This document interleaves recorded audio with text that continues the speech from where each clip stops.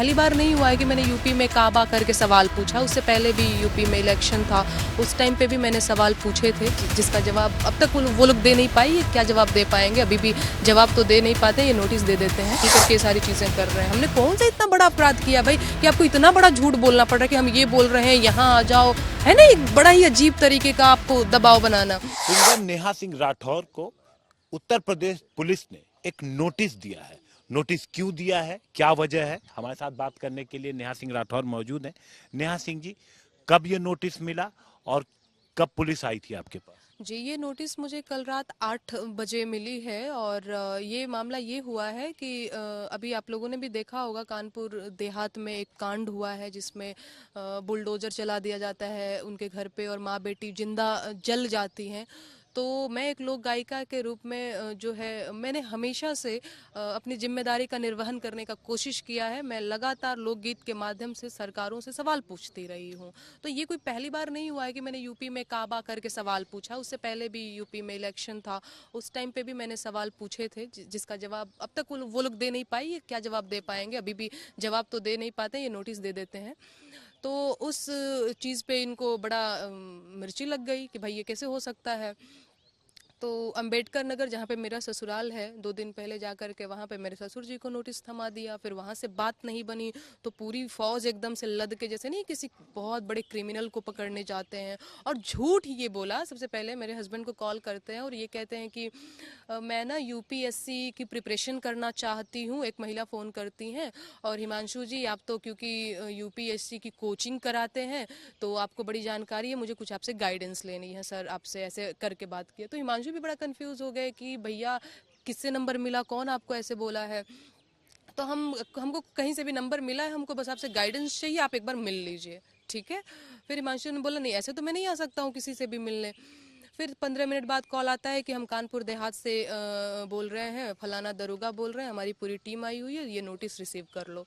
तो हमने कहा कि भैया सबसे पहले तो आप अपनी विश्वसनीयता खतरे में डाल रहे हैं, मुझे क्या पता उधर आप कौन है ना। एक तो पहले आप झूठ बोल करके ये सारी चीजें कर रहे हैं। हमने कौन सा इतना बड़ा अपराध किया भाई कि आपको इतना बड़ा झूठ बोलना पड़ रहा है कि हम ये बोल रहे हैं यहाँ आ जाओ, है ना। एक बड़ा ही अजीब तरीके का आपको दबाव बनाना। फिर बात हुई तो हम लोग थोड़ा सा मतलब बच रहे थे, क्योंकि हाँ ऑब्वियस सी बात है, डर तो जाता है आदमी कि भाई हमने क्या ऐसा किया है कि पुलिस की ऐसे। और मेरी अभी शादी को यकीन मानिए 8 महीने हुए हैं और यूपी बिहार में बहुत बड़ी बात मानी जाती है घर में इस तरह से पुलिस दरोगा का आना। मेरे ससुर जी कितने परेशान हो गए हैं कि बेटा क्या हुआ है। तो मैंने कहा कुछ नहीं पापा, आप चिंता मत करिए, कोई इतनी बड़ी बात नहीं हो गई है। ये कितने पुलिस के लोग आए होंगे? लोग वहां पे भी पूरा एकदम जीप भर के गए हुए थे। और यहाँ आपके पास? यहाँ पे भी 6-7 लोग आए हुए थे। अच्छा, ये बताएं कि नोटिस में लिखा क्या है? नोटिस में देखिए, ये तो है मेरे पास नोटिस, बड़ा ट्रिकी तरीके से सवाल पूछा है जिसका जवाब मैं बिना वकील से बात किए नहीं दूंगी। इसमें देख लीजिए, आप भी देख लीजिए इसमें क्या सवाल है अथवा नहीं, आप हो या नहीं, आपने गाना गाया है या नहीं, टाइप इतना दिमाग लगा करके सवाल तैयार किया गया है कि आप हाँ बोलो तो फंसो, ना बोलो तो फंसो टाइप। तो बिना वकील से बात किए मैं किसी भी सवाल का जवाब नहीं देने वाली हूँ। अच्छा, वकील से आप बात करेंगी, लेकिन आपने अभी तक जो गाने गाए हैं, आपने कहा कि सरकार के खिलाफ आप हमेशा आवाज उठाती रही हैं, लेकिन क्या आप, ऐसा नहीं है कि एक पॉलिटिकल थॉट रखती हैं नेहा जी? नहीं देखिए, हम क्या बोलते हैं, हम वोट करते हैं आपको, आप जो है मेरी वजह से, हम सब की वजह से सत्ता में है, तो हाँ बिल्कुल आपका अपना थॉट होता है। बाकी मैं एक मैंने हमेशा से कहा है कि मैं खुद को लोक गायिका कहती हूँ। लोक गायिका मैं मतलब जो आम जन की बात, आम जन के गीत गाती हूँ, आम जन की समस्याओं के गीत गाती हूँ। लेकिन उस समस्या में आप, ऐसा नहीं होता कि किसी एक पर्टिकुलर सरकार को ही टारगेट करती हैं? उत्तर प्रदेश, एग्जैक्टली उत्तर प्रदेश में अभी किसकी गवर्नमेंट है? बीजेपी की है। सवाल मैं किससे पूछूंगी? सपा से पूछूंगी? नहीं ना, सवाल उसी से पूछा जाएगा जो सत्ता में होगा। अब आपको लग जाती है मिर्ची तो मैं क्या करूं।